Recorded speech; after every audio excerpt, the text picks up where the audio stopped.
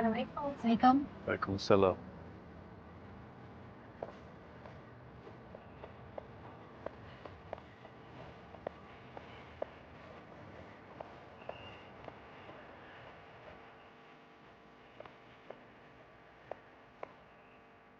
Aminah.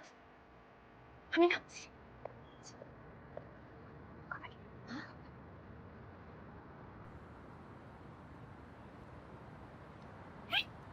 Bukalah pintu belakang. Buat apa lagi kat situ? Cepatlah. Buka pintu belakang. Cepat. Masuk.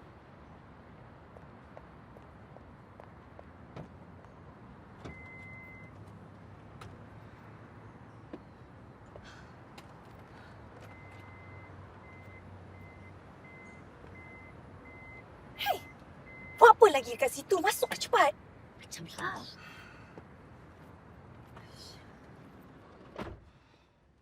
Tak, kenapa ni? Kenapa kita kena duduk kat pintu belakang ni? Ha? Tu, Cik Rashid tu tengah tunggu kita pula. And?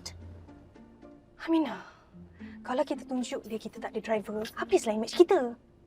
Tapi bukankah kalau dia tengok kita drive sendiri, low-key, humble, dia suka? Cik Rashid bukan orang macam tu ke? Ha? Kalau kita drive sendiri, nampak sangat macam kita ni tak ada duit. Okay? Dah lah kita tunjuk company kita tu besar gila.